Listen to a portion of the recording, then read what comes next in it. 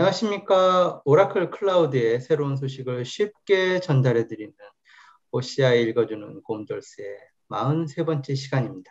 저는 이번 주도 역시나 진행을 맡은 자바 읽어주는 남자 아빠곰이고요. 안녕하십니까. 베어메탈입니다. 안녕하세요. 민석빠입니다. 안녕하세요. 곰돌입니다. 네, 남도에는 벌써 벚꽃이 피고 있네요. 코로나 환자들이 정말 많아져서 걱정도 되기는 하지만 꽃 피는 시기를 놓치면 또 못 보니까 한번 피기 시작하면 꽃 보러들 한번 가보시는 것도 좋을 것 같습니다. 만개한 꽃들처럼 클라우드 관련 어플리케이션이라든지 서비스들도 활짝 더 개화하기를 바라보면서 오늘도 시작해 보겠습니다. 자, 첫 번째 소식은 그 뉴 릴리즈 포 데이터 인테그레이션 관련된 부분인데요. 소개 좀 부탁드리겠습니다. 이번 주에는요, OCI 데이터 인티그레이션, 줄여서 OCI DI라고 하는데요. OCI DI에 대한 새로운 버전이 공개됐습니다.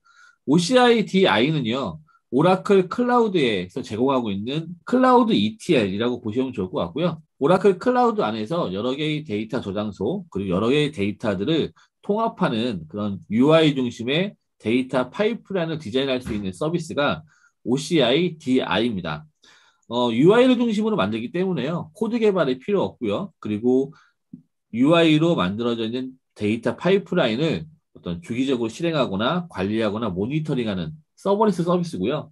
이번 주에 공개된 기능은요. 하이브 데이터를 타겟으로 사용하는 기능이라든지 그리고 아마존에 있는 오로라와 인플럭스 DB를 소스로 사용할 수 있는 것들 그리고 RESTful API를 풀링하거나 종료하는 것, 그리고 실행에 대한 주기적인 실행을 하는 시간 단위 실행에 대한 스케줄링 기능이 개선되는 것 같은 그런 사용 편리성에 대한 기능들이 대폭 좋아졌다는 소식을 발표했습니다. 그 두 번째로는 그 HTTP2 지원 관련된 소식인데요. 소개 부탁드리겠습니다. 네, 안녕하세요. 곰돌입니다. 제가 소개해드릴 첫 번째 내용은요. API 게이트웨이에서 HTTP 버전 2를 지원한다는 소식입니다. 이제부터 API 클라이언트가 API 게이트웨이와 통신을 할 때 HTTP 버전 2를 사용할 수 있다라는 내용인데요. 이 HTTP 버전 2의 목적은 HTTP 헤더 필드의 효율적인 압축을 통해서 오버헤드를 최소화함으로써 지연 시간을 최소화하는 것입니다. 한마디로 속도가 아주 빠르다는 거죠. 우리가 사용하는 브라우저는 기본적으로 HTTP 버전 1.1과 HTTP 버전 2 이 두 가지 다를 지원하고 있고요. 그리고 대부분의 프로그램 언어 또한 이 두 가지 버전을 다 지원하고 있습니다. 그렇다면 서버에서 HTTP 버전 2를 지원한다면 웹서버의 속도가 상당 부분 개선될 수가 있다는 건데요. 이번에 추가된 내용은 기존의 API 게이트웨이가 HTTP 버전 1.1만을 지원했다가 추가적으로 HTTP 버전 2를 지원하게 되어서 백엔드의 웹서버와 HTTP 버전 2를 지원한다면 게이트웨이를 경유하는 경우에 대폭 개선된 속도로 서비스를 할 수 있다는 내용입니다. 이어서 클라우드 가드에 관련된 내용이 추가가 됐네요. 내용은 심플합니다. 지난주에 저희가 소개해드렸던 컨테이너 레지스트리에 있는 컨테이너 이미지에 대한 취약성 스캐닝을 한다는 소식을 전해드렸죠. 보통 이렇게 보안적으로 새로운 서비스가 추가가 되면 클라우드 가드라고 하는 이 중앙에서 메시지를 받고 레포트를 하고 얼러트를 보여주는 이 보안의 대시보드 역할을 하는 클라우드 가드에서 이 취약점에 대한 스캐닝에 대한 디텍터로서 컨피그레이션 디텍터가 이어서 추가되는 게 일반적입니다. 지난주에 추가된 기능이 클라우드 가드에서도 디텍터 룰에 의해서 설정을 하고 모니터링을 할 수 있게 되었다라는 소식이고요. 네, 세 번째로는 OK에서의 새 소식이네요. 새로운 버전이 추가됐다는 내용이고요. 보통은 우리가 쿠버네티스 버전이 추가가 되면은 일시적으로 한 달 동안은 총 4개의 버전이 동시에 사용할 수 있게 됩니다. 그리고 일정 유예 기간이 지나고 업데이트 기간이 지나고 나면 마지막 버전이 익스파이어 되는 그런 구성으로 합니다. 그래서 지금 현재는 1.22 버전이 올라갔기 때문에 서비스하는 것은 1.22, 1.21, 1.20, 1.9까지 이 4개 버전이 약 한 달 동안은 서비스가 유지되고요. 한 달 이후에는 1.19가 익스파이어 돼서 이제 차단이 되겠죠. 보통은 이제 이 쿠버네티스를 쓰고 있는 환경의 소유자라면은 이메일로 이런 업그레이드를 권장하는 그런 메일이 도착하게 되고 받을 수가 있습니다. 그리고 마지막으로 VMware에서 새 소식이 올라왔는데요. VMware에서는 지금까지에는 OCVS라고 하는 VMware 솔루션에 대한 팜에서는 OCI 네이티브에서 사용되는 노티피케이션 서비스가 직접적으로 연동이 안 돼 있었습니다. 그래서 이번에 추가된 내용은 OCI 노티피케이션 통합을 이용해서 VMware SDDC, ESS, I, 호스트, 베어메탈이죠. 베어메탈 인스턴스 또는 네트워크 구성 요소 모두를 모니터링을 할 수 있게 되었습니다. 그러니까 알림 메시지나 이 알람을 이메일 주소나 페이지 듀티나 외부로 보낼 수 있는 기능이 추가됐다는 소식입니다. 자, 다음 소식은 오퍼레이션 인사이트 MySQL 골든 게이트 소식 그 소개 좀 부탁드리겠습니다. 예, 베어메탈입니다. 오늘 제가 설명해 드릴 소식은 세 가지인데요. 하나는 오퍼레이션스 인사이트와 관련된 새 소식이고요. 그리고 MySQL 데이터베이스 골든 게이트와 관련된 소식입니다. 그중 첫 번째가 이 오퍼레이션스 인사이트 관련된 내용인데요. 이 부분은 좀 단순한 내용입니다. 오퍼레이션스 인사이트에 이 데이터베이스, 베어메탈 기반, 가상머신 기반, 엑사, CS 등등의 이런 오라클 데이터베이스에 대한 부분을 커패시티 플래닝, 용량 계획 부분이죠. 그리고 SQL 웨어하우스 기능을 사용해서 이러한 데이터베이스를 지원한다라는 그러한 뭐 아주 단순한 내용입니다. 보통 저희가 새 소식이 있게 되면 새로운 기능이 나오거나 아니면은 새로운 버전이 릴리즈되거나 아니면은 이렇게 새로운 대상이 추가되는 모니터링이 대상이 되는 것들이 추가되는 그러한 내용들이 있는데요. 오늘은 바로 이 대상이 추가되는 내용이라고 보시면 될 것 같고요. 다음으로는 MySQL 데이터베이스 관련된 새로운 내용인데요.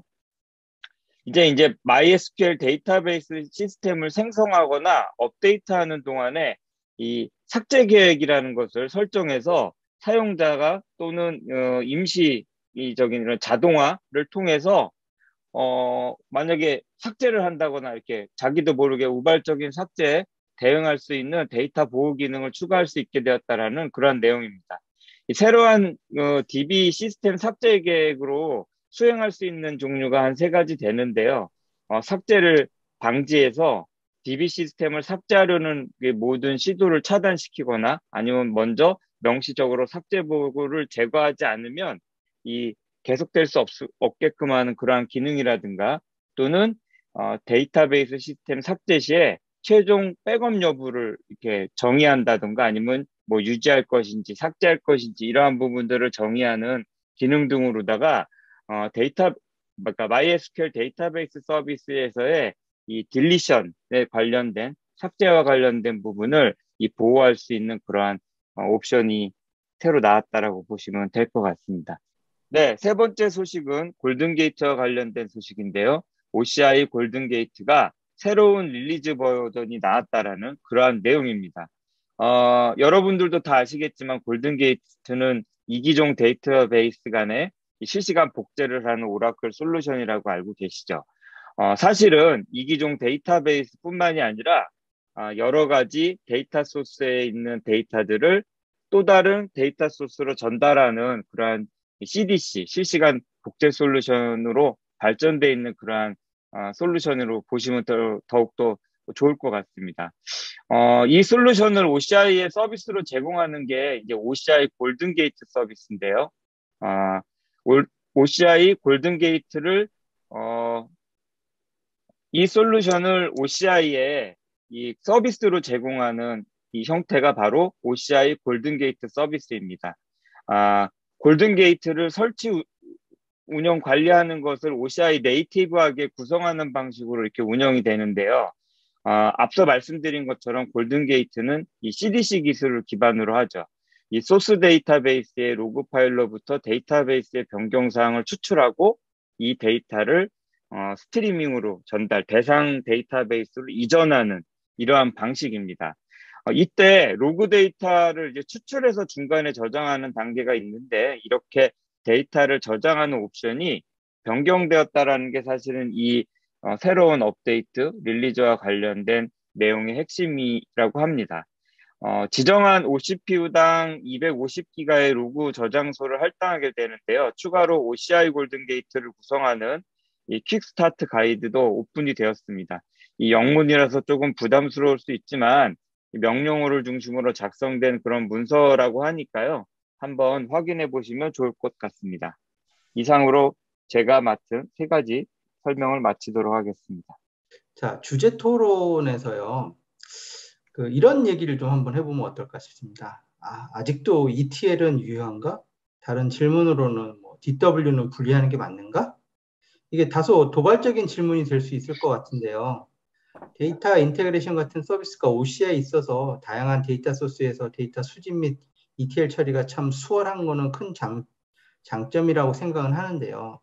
하지만 요즘 RDBMS 발전을 보면 과연 이런 방식이 맞는가? 한번 고민하게 되는데요. 어떻게 생각하시나요, 민수 아빠? 과거에 기업의 데이터 플랫폼을 구성하는 데이터 저장소와 데이터 형식은 비교적 간단했습니다. 대부분의 데이터들은요, 관경 데이터베이스에 저장이 됐고요. 애플리케이션을 구성하는 OLTP 데이터베이스에 애플리케이션 데이터가 저장이 됐고요. 이 애플리케이션 데이터들은 주기적으로 DW 데이터베이스에 이관이 됐고요. 이건 DW 데이터베이스에서 재가공을 거친 이후에 데이터 분석 과정으로 넘어갔습니다. 이렇게 OLTP 데이터베이스에서 DW 데이터베이스로 데이터를 이관하고요. 또 DW 데이터베이스 안에 있는 데이터를 다시 수출해서 변환, 가공하는 일련의 과정들은요. ETL이라는 솔루션으로 처리가 됐습니다. ETL 솔루션을 이용해서 소스에 있는 데이터베이스를 추출해 갔고요. 원하는 형식대로 변환을 하고 그것을 타겟 저장소에 로딩하는 이런 일련의 과정을 처리하는 것이 ETL 솔루션이었는데요. 최근에 아빠곰님께서 말씀하신 것처럼 관계형 데이터베이스가 발전하면서 OLTP와 올랩의 경계를 허무는 믹스드 워크로드가 지원되는 데이터베이스, 예를 들면 오라클 엑사데이터라든지 OCI, MDS, MySQL의 hit웨이브 같은 그런 기술들을 사용해 보면 하나의 데이터베이스에서 DW와 올랩이 모두 지원되는 그런 환경을 볼 수 있습니다. 이 상황에서 과연 DW를 별도로 분류하는 것이 맞는가? 혹은 ETL이라는 것이 더 이상 필요한가라는 의구심이 들 수 있는데요. 클라우드 환경을 넘어오면 상황이 약간 달라집니다. 클라우드에서는요, 굉장히 다양한 형태의 데이터 형식이 존재를 하고요. 그리고 굉장히 다양한 데이터 저장소 유형의 대용량의 데이터들이 저장되는 것이 일반적입니다. 과거에 비해서 데이터 플랫폼을 구성하는 복잡도가 상당히 커졌는데요. 또 하나의 어려운 점은 이렇게 다양한 데이터 저장소에 산재해 있는 데이터들을 원하는 곳, 필요로 하는 곳이 많아지다 보니까요. 특정 시점에 특정 형식의 데이터가 처리가 되고 그리고 이관이 돼야 되는 그런 요구사항들이 굉장히 늘어나고 있습니다. 데이터가 필요한 곳에 데이터를 이동시키는 그런 역할로서의 데이터 이관이 굉장히 중요한 역할을 담당합니다. 그런 역할들을 데이터 파이프라인이라는 형식으로 해서 구성을 하고요. 데이터 파이프라인을 디자인하고 관리하고 실행하는 그리고 모니터링하는 역할로 ETL 서비스가 이제 확대 적용되는 것이 사실이고요. 데이터 플랫폼에서 데이터 이관을, 데이터 처리를 담당하고 있는 데이터 파이프라인 기술들은요. 일반적으로 다음과 같은 그런 특징을 갖습니다. 하나는 UI 중심이고요. 두 번째는 코드를 작성하는 것이 아니라 설정 중심으로 처리하도록 되어 있고요. 이런 것들이 인프라를 관리하는 것이 아니라 서버리스 형태로 제공되는 것이 일반적인 모습입니다. 이렇게 UI 중심이고요. 설정 중심에서 서버리스의 특징을 갖는 이런 기술들은요. ETL의 발전된 형태로 제공이 되고 있습니다. 오라클에서는요. 이런 형태의 ETL 서비스가 OCI 네이티브 ETL 서비스가 OCI 데이터 인티그레이션이고요. UI 중심으로 다양한 소스와 타겟에 대해서 데이터를 조회하고 변환하고 가공해서 로딩하는 일련의 과정들을 코드의 개발을 최소화시키면서 편리하게 사용할 수 있는 환경을 제공하는 것을 목표로 하고 있습니다. 데이터 저장소와 데이터 유형이 점차 증가하고 데이터 규모가 급증하는 상황에서는요, 효과적으로 데이터를 이관하고 관리하기 위해서는 효율적인 데이터 파이프라인 체계가 중요합니다. 따라서 UI 중심이면서 설정 중심이고, 그리고 서버리스한 ETL 서비스의 필요성이 더 중요시될 것 같고요. 앞부분에서 아빠곰님께서 말씀하신 것처럼 지금도 ETL이 유효합니까? 라는 질문에 대해서는요, 현재는 ETL에 대한 중요성이 더 커지고 있다라고 말씀드릴 수 있을 것 같고요. 클라우드에서 데이터 레이크 하우스, 데이터 메시와 같은 형태로 데이터 플랫폼을 구성할 경우에 효율적인 ETL 서비스, 데이터 파이프라인 체계를 갖고 있는 것은 굉장히 중요한 요소가 될 것입니다. 예, 오라클 DB는 어차피 온프라미스에서도 믹스드 워크로드를 구현을 해왔으니 DB 하나로 처리 가능하다 치고, MySQL 같은 경우에는 MDS에서 히트웨이브를 지원을 하고 있는데, 이게 과연 DW를 지금 시점에서 이게 분리를 하는 게 맞는지 저는 좀 의구심이 들긴 하거든요. 베어메탈님 어떻게 생각하세요? 예, 답변을 드리기에 앞서서 일반적인 오픈소스 데이터베이스나 오픈소스를 기반으로 자사 솔루션을 만든 경우에는 이 데이터베이스의 특징이 정해져 있는 경우가 많습니다. OLTP 워크로드에 맞는 특정 데이터베이스라든가 아니면 대규모 배치 업무에만 맞는 DW용 데이터베이스, 또 뭐 제이슨 도큐먼트 타입의 스토리지 엔진 등등등, 결국에는 이제 목적에 맞는 전용 시스템 단일 목적의 데이터베이스, 이거를 이제 싱글 퍼포스 데이터베이스라고도 뭐 불리는데요. 이런 것들을 갖추고서 서비스를 이제 구성하는 것이죠. 이것은 이 목적과 특징에 따라서 여러 가지 시스템을 분리할 수 있는 그러한 장점이 있기도 합니다만, 동시에 데이터가 이제 중복으로 들어가는 점이라든가, 또는 여러 종류의 데이터베이스들을 이 관리하는 데 있어서 좀 어려움이 있다거나, 또는 이 데이터 스토리지의 각각의 이 종류들이 다르기 때문에 이런 것들에 대한 보안 문제, 이런 것들이 발생될 우려가 있습니다. 반면에 또 아까 이미 말씀하신 것처럼 오라클의 경우는 이 하나로 묶여져 있는, 오라클 용어로는 컨버지드 데이터베이스라고 이렇게 얘기를 하는데요. 이 엑사데이터 인프라 기반으로 구성되어서 이제 고속의 하드웨어 기반으로 OLTP, DW를 모두 처리할 수 있는 그런 기술을 갖고 있기 때문에, 이렇게 이제 워크로드의 특징에 따라서 구분하는 것이 필요 없는 그런 특징을 가질 수가 있습니다. 그래서 뭐 경쟁사를 대비해서 볼 때는 이런 부분이 장점이라고 할 수 있겠죠. 또한 이 앞서 말씀하신 MySQL MDS의 경우는 이 앞선 오라클 이런 구조와는 조금 다르긴 합니다. 이 히드웨이브라는 또 다른 이 시스템을 가지고 있게 되니까요. 물론 그렇지만 이 히드웨이브를 통해서 이 분석용 데이터와 쿼리를 이 메모리 기반 시스템으로 쉽게 이렇게 데이터를 로딩시키고 분리해주는 특징을 갖고 있기 때문에, 이를 활용하시면은 이 별도의 DW를 꼭 구성해야 된다거나 하는 이런 골칫거리는 많이 줄지 않을까 생각이 됩니다. 물론 고객의 상황에 따라서 결정을 하셔야겠죠. 그리고 요즘 그 컨테이너를 이용한 데이터 파이프라인에 대한 이야기가 요즘 엄청 화두입니다. 앞에 DW 이야기한 거에 근간은 바로 이 데이터를 가지고서 분석하던 방식들의 다양화인데요. DW를 이용하지 않고 데이터 분석 플랫폼을 구축하려고 그러면 쿠베플로우를 통해서 데이터 파이프라인을 구축하든지, 범용적으로는 뭐 아파치 에어플로우 등이 이제 대두되고 있는데요. OCI에서는 이런 시장 상황에 대해서는 어떤 서비스로 좀 대응을 하고 있는지도 좀 궁금한 것 같아요. 민수아빠님, 이 부분에 대해서 설명 좀 부탁드릴까요? 최근에는 여러 가지 전통적인 ETL이 진화 발전한 파이프라인 기술들이 많이 만들어지고 있겠고요. 그런 대표적인 파이프라인 기술, 오픈소스로 제공되고 있는 데이터 파이프라인 기술이 쿠베플로우와 그다음에 에어플로우 이 두 가지가 있습니다. 쿠베플로우는 이름에서 보시다시피 쿠버네티스 위에서 동작하는 그런 데이터 파이프라인 기술이에요. 그래서 쿠버네티스 인프라가 이미 구성되어 있다 그러면 그 위에다가 데이터가 흘러가는 어떤 방식들 그리고 처리하는 기술들을 엮어서 하나의 구성할 수 있겠고요. 그 컨테이너 기반 위에서 쿠베플로우에 대한 파이프라인을 구성하고 관리할 수 있습니다. 두 번째는 에어플로우인데요. 에어플로우는 에어비앤비에서 만든 데이터 파이프라인 기술이에요. 현재는 아파치에 오픈소스로 되어 있고요. 아파치에서 관리하는 오픈소스 프로젝트입니다. 에어플로우는 쿠베플로우보다 좀 더 광범위한 범위에 대한 인프라 그리고 다양한 기술들을 지원하는 것의 특징이라서 좀 더 범용적이고 더 거대하다고 보시면 좋을 것 같은데요. 에어플로우는 VM이라든지 특정 서버 인프라에 직접 설치할 수도 있고요. 쿠버네티스 위에서 설치해서 운영될 수 있습니다. 따라서 쿠베플로어처럼 쿠버네티스 위에서 에어플로우를 설치하고 관리할 수도 있고요.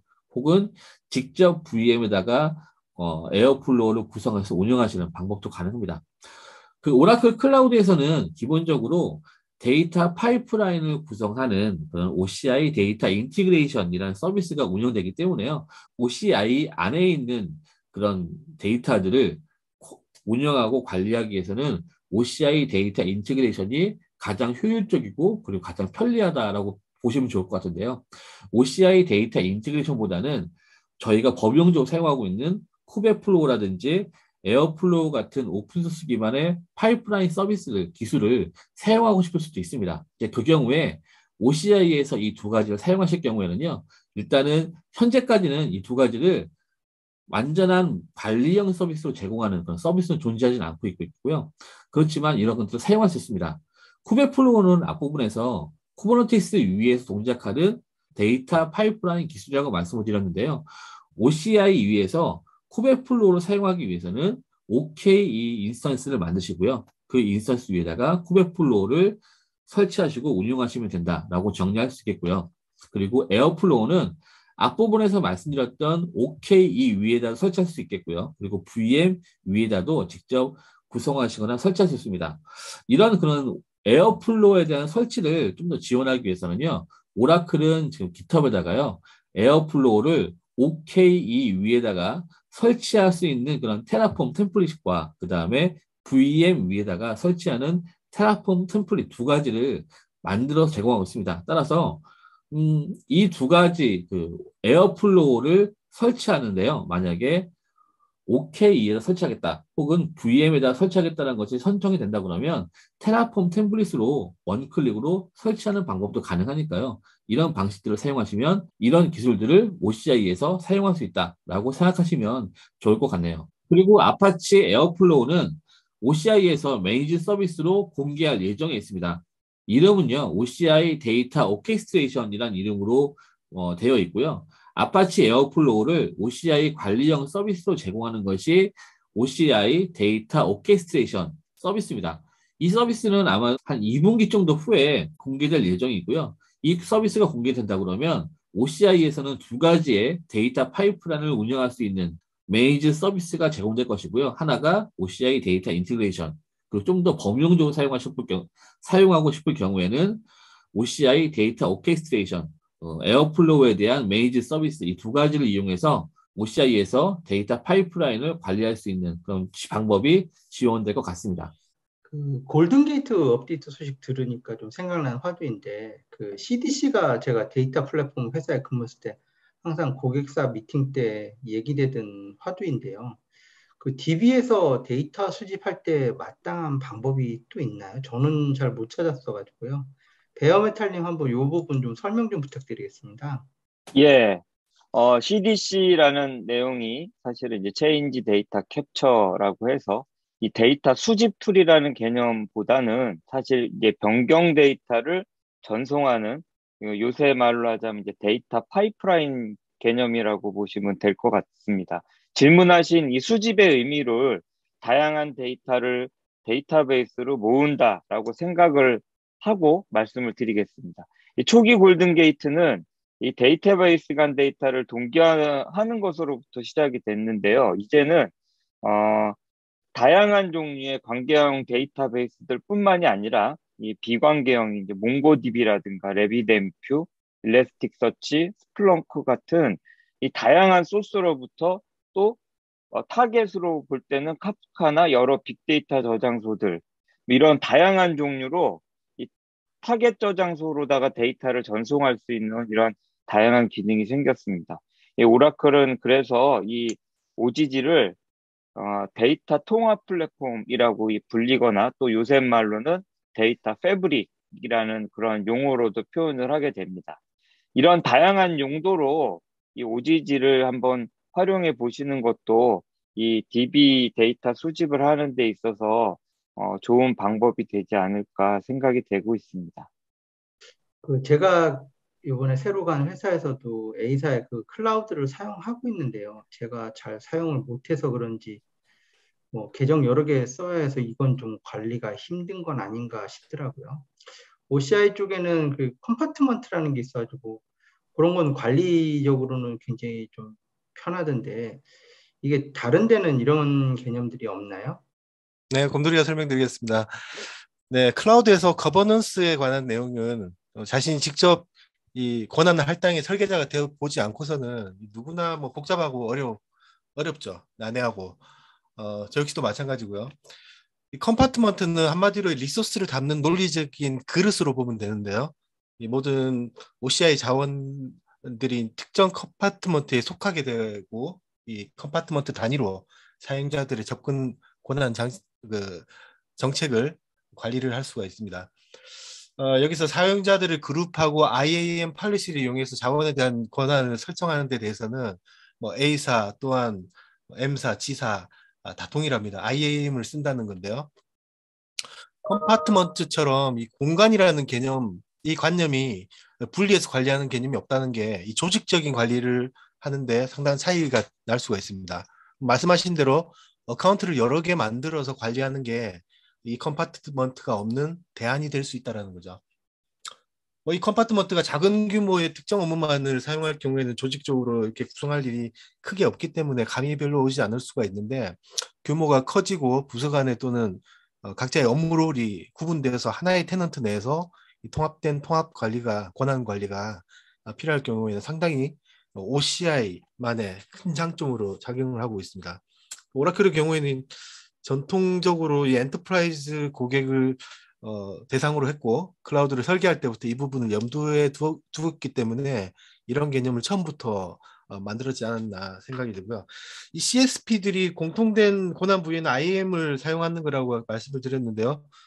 조직을 관리한다는 것은 조금씩 다르다고 말씀드렸습니다. M사도 리소스를 그룹을 만들어서 롤 기반의 정책을 주고 상위로는 AD를 통해서 권한 설정을 관리를 하고 있고요. G사 같은 경우에는 기본적으로 그룹과 IAM을 통해서 정책 기반의 권한을 프로젝트라는 개념으로 이 조직 관리를 보완하고 있습니다.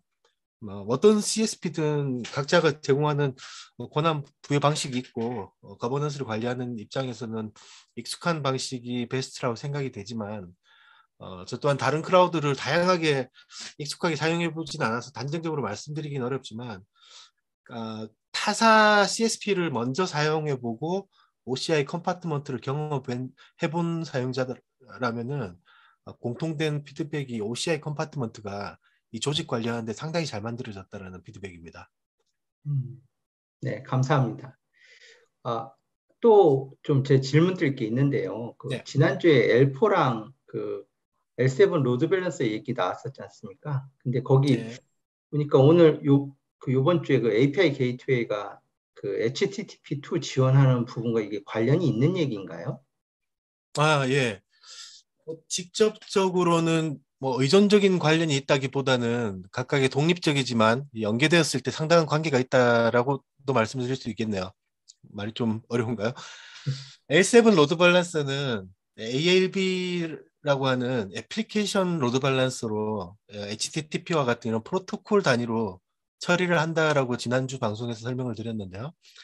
HTTP2는 이 L7 ALB를 사용했을 때도 처리를 할 수가 있습니다.